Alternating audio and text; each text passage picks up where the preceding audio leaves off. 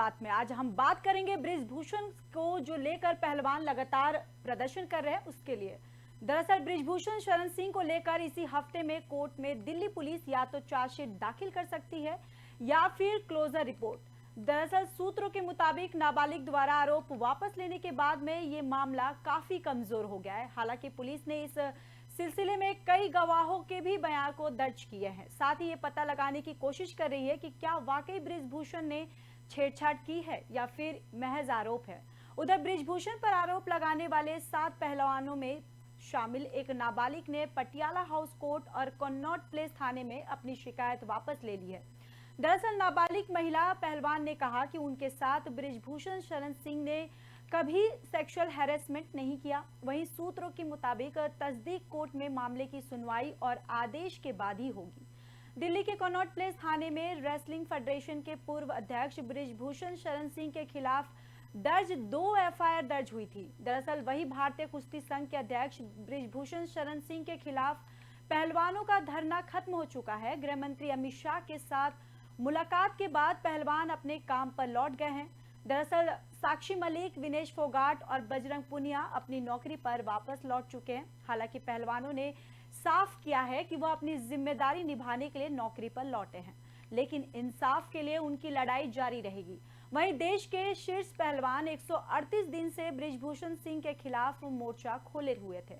दरअसल 18 जनवरी को पहलवान पहली बार धरने पर बैठे हुए थे। 23 अप्रैल को दूसरी बार धरना शुरू किया गया। वहीं इसके बाद पहलवान ने मौसम की मार झेली है, पुलिस के साथ झड़प हुई।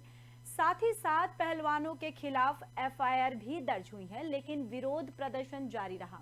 हालांकि पहलवान और गृह मंत्री अमित शाह के बीच बातचीत के बाद कहानी बदल गई है और पहलवान काम पर लौट गए हैं। अब जरा आइए समझते हैं कि ये पूरा प्रदर्शन कैसे शुरू हुआ और कैसे पहलवान काम पर लौटने के लिए तैयार हुए। दरअसल 30 भारतीय पहलवान 18 जनवरी के दिन दिल्ली के जंतर मंतर पर धरने पर बैठे और धरने की अगुवाई बजरंग पुनिया, साक्षी मलिक और विनेश फोगाट जैसे पहलवान कर रहे थे। पहलवानों ने कुश्ती संघ के अध्यक्ष बृजभूषण शरण सिंह पर मनमाने तरीके से संघ चलाने और महिला पहलवानों के साथ यौन शोषण करने का आरोप लगाया। वहीं दूसरी ओर मामले में बृजभूषण ने खुद को निर्दोष बताया, लेकिन पहलवानों का धरना जारी रहा। कई अधिकारियों ने पहलवानों से मुलाकात भी की, लेकिन कोई फायदा नहीं हुआ। अंत में खेल मंत्री अनुराग ठाकुर के साथ मुलाकात के बाद पहलवानों ने 21 जनवरी के दिन धरना खत्म कर दिया था। वहीं बृजभूषण सिंह पर लगे आरोपी की जांच के लिए समिति बनाई गई और कुश्ती संघ के कामकाज की भी समिति को सौंप दिया गया।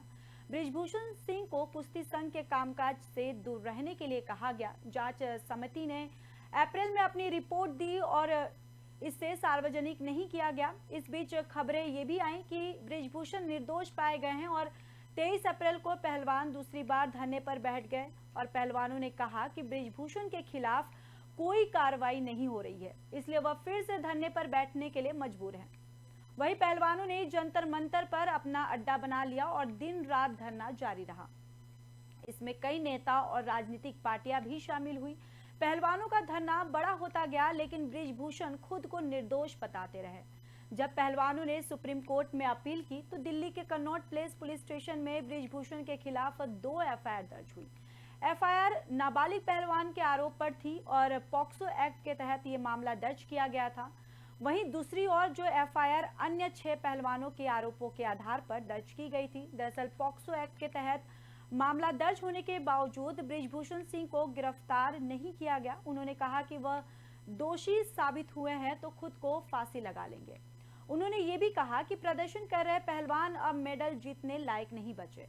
दिल्ली पुलिस ने एफआईआर दर्ज करने के बाद पहलवानों को परेशान करना शुरू किया। प्रदर्शन स्थल में बिजली की आपूर्ति रोक दी गई। वहीं बाहरी लोगों के प्रदर्शन स्थल पर जाने पर रोक लगा दिया गया।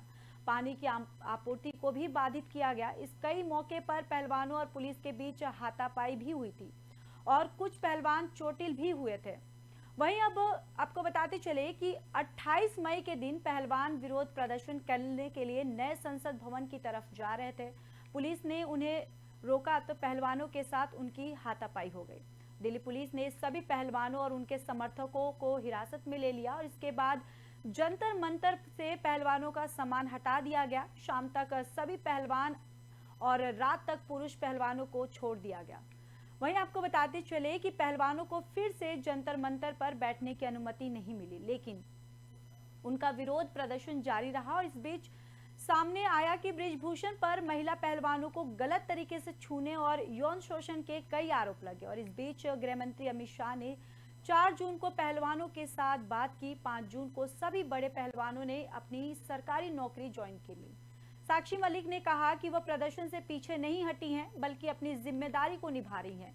इंसाफ के लिए उनकी लड़ाई जारी रहेगी। वहीं अब आपको बताते चले कि बृजभूषण सिंह कौन है। बृजभूषण शरण सिंह एक भारतीय कुश्ती महासंघ के अध्यक्ष हैं। उसके साथ ही वह भारतीय जनता पार्टी के सदस्य भी हैं। बृजभूषण शरण का जन्म 8 जनवरी 1957 में गोंडा जिले के एक बिसौनपुर गांव में हुआ था। उसकी माता का नाम प्यारवी देवी और पिता का नाम जगदम्बा शरण सिंह है। उनकी शादी 11 जून 1981 में हुई थी। और बृजभूषण शरण की पत्नी नाम केतवी है और उनके 2 बेटे और एक बेटी हैं। वहीं उनकी पत्नी पेशे से बीजेपी से लोकसभा सांसद और जिला पंचायत अध्यक्ष रह चुकी है और उनका बड़ा बेटा गोंडा सदर से विधायक रह चुका है।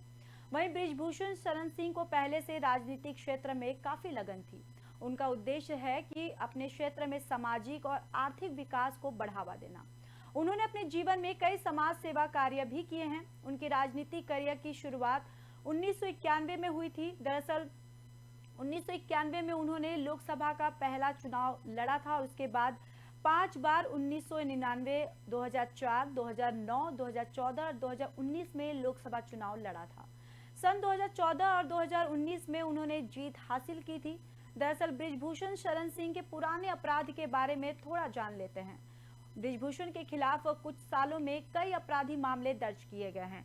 ये सभी अपराध मामूली नहीं थे। अभी तक उन पर हत्या के लेकर अंडरवर्ल्ड लिंक, गुंडा एक्ट और गैंगस्टर एक्ट के अपराध भी दर्ज हो चुके हैं।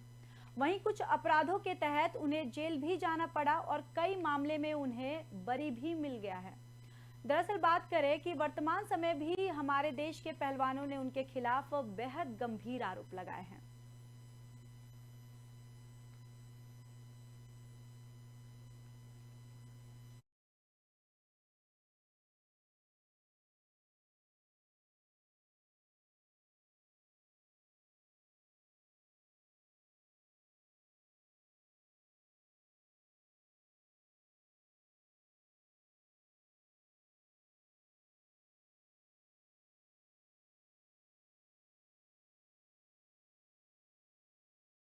बताते चलिए कि बृजभूषण के खिलाफ जो आरोप लगे थे, अब उसको लेकर पुलिस चार्जशीट भी दाखिल कर सकती है।